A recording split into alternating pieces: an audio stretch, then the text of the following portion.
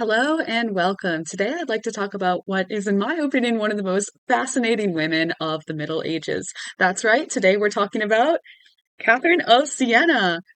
So, when most people think about Catherine of Siena, she usually gets boxed into one category, sort of a medieval mystic.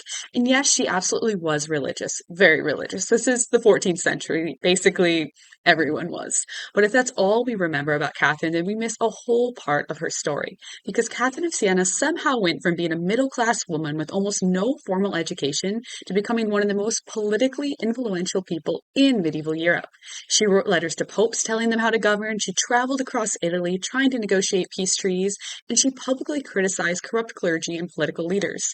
She inserted herself directly into major international crises, despite living in a society where women were generally expected to stay quiet, stay home, and definitely not lecture powerful men about morality. And somehow, it worked. Like, imagine being a 20 something woman in the 1370s and deciding, you know who needs advice from me? The Pope himself. That level of confidence honestly has to be admired. So today we're talking about who Catherine of Siena really was, not just the saint in paintings holding a lily with a crown of thorns on her head looking a bit miserable, but the sharp, politically engaged, intellectually ambitious woman behind the image. Because the more you read her letters, the more she starts to feel less like a distant medieval saint and more like someone who realized the system was broken and decided to make herself impossible to ignore. Catherine was born in 1347 during one of the worst periods imaginable. This was the era of the Black Death, political instability, endless conflicts between Italian city-states, and major corruption within the church. Basically, not a terribly great time to be alive. And meanwhile, somewhere in Siena, there was a little girl claiming to see visions of Christ. She was born to Giacomo di Benincasa, a middle-class dye worker, and his wife Lapa, in a crowded household of 25 children in Siena, a northern Italian city-state located in Tuscany. According to later accounts written by people close to her, Catherine experienced her first vision when she was only around 5 or 6 years old. She reportedly saw Christ surrounded by saints hovering above a church while walking home with her brother, which is admittedly a pretty intense childhood experience. Whether you interpret these visions as mystical experiences, psychological phenomena, or later hagiographical storytelling, what matters historically is that Catherine herself believed they gave her a purpose. By the age of 7, she had supposedly vowed to dedicate her life entirely, and from that point forward, she became increasingly determined to control her own future, which was not exactly encouraged for women in medieval Europe at the time. From an early age, Catherine was deeply religious, but what really stands out is how quickly she started resisting the life expected of her. In medieval Europe, women realistically had two respectable paths: marriage or becoming a nun. Catherine looked at both options and essentially said, I'm going to do something else entirely. Her family wanted her to marry. She refused. At one point, she reportedly even cut off her hair in protest. Eventually, she joined the Mantellite, which is a lay Dominican religious group made up mostly of widows, but she still avoided becoming a cloistered nun significantly. To those who may not be familiar with the term, this means although she lived a life devoted to religion, she did not take formal vows of a nun and had a far more flexible and mobile life than one. And this mattered politically. Because unlike enclosed nuns, Catherine could move throughout public spaces. She could travel, meet officials, visit cities, and build networks, which she absolutely did.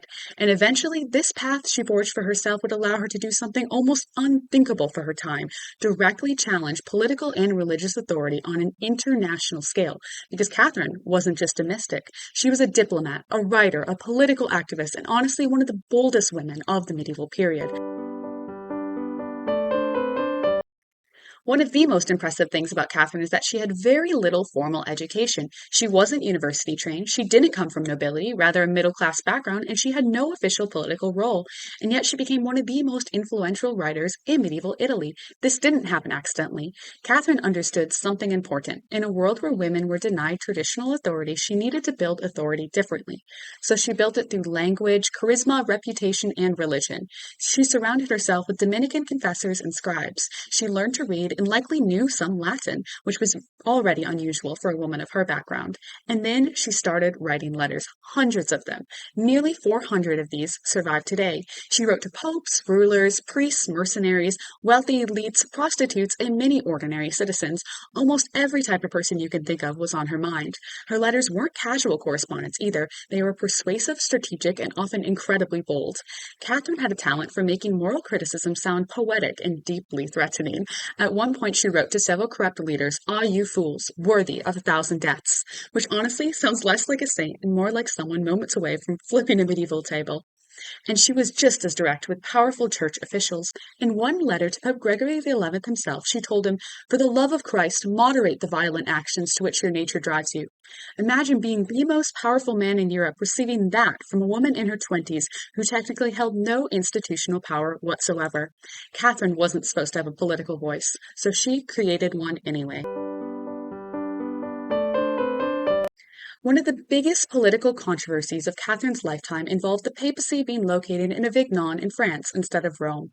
For decades, popes had been living in France rather than Rome, and many people believe this made the church look politically weak and overly tied to French interests. Catherine hated this situation, and unlike most people, she decided to personally do something about it. She began writing constantly to Pope Gregory XI, urging him to return to Rome, reform the corrupt clergy, and restore stability to the church. What's interesting is that Catherine didn't separate morality from politics. To her, corruption wasn't just bad administration, it was selfishness. Leaders failed because they cared more about wealth, status, and personal ambition than the people they were supposed to serve. And honestly, parts of her political criticism still sound surprisingly modern. She argued instead that leadership required humility, sacrifice, and responsibility rather than ego, which is probably timeless advice for politicians. In 1376, Catherine actually traveled to Avignon herself as part of a diplomatic mission. Again, this was extraordinarily unusual. A woman from Siena with no official office was now directly participating in international church politics. Eventually, Gregory XI did return the papacy to Rome. Historians still debate exactly how much influence Catherine really had over that decision, but contemporaries clearly believe that her efforts mattered a great deal, and even getting close to influencing that conversation at all was remarkable. Despite her many achievements, Catherine was not a feminist in the modern sense of the term. She still believed in hierarchy, obedience, and the religious structures of her time, but she constantly pushed against the limits placed on women. She traveled publicly, she advised rulers, she intervened in diplomacy, she criticized powerful men directly, and she justified all of it by claiming that her authority came from moral truth rather than personal ambition. In one of her letters, Catherine described her work almost like a professional craft or trade. She wrote, "We have been put here to sow the word of God and reap the fruit of souls." That language mattered because she reframed her public activity as legitimate labor, not improper female behavior, not emotional outbursts, but rather work, necessary work. And honestly, Catherine understood optics extremely well. She knew that medieval society would accept holy women more easily than politically ambitious women, so she fused the two identities together.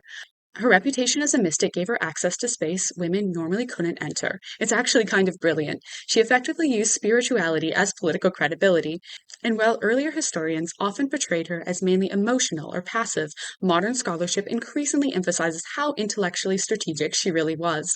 Her letters show careful rhetorical choices. She adapted her tone depending on who she was writing to. She understood persuasion, she understood image, and she absolutely understood power. In 1378, the Church entered full chaos mode in the form of schism. After Pope Gregory XI died, rival factions elected two different popes, one in Rome and one in Avignon. This became known as the Western Schism.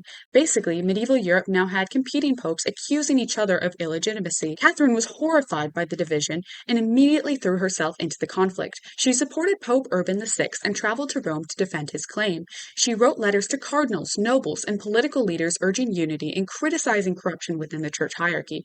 And importantly, Catherine was not blindly obedient to authority. authority. She believed the institution of the papacy mattered deeply, but she still openly criticized individual leaders when she thought they were acting recklessly. That distinction is important because it shows she wasn't just repeating church doctrine, she was actively engaging with politics and governance. By the end of her life, Catherine had exhausted herself physically. She practiced severe fasting for years, which likely contributed to her death in 1380 at only 33 years old. And honestly, her life can feel deeply contradictory. She was incredibly empowered in some ways while also embracing forms of self denial that modern audiences may find troubling. But that contradiction is part of what makes her so historically fascinating.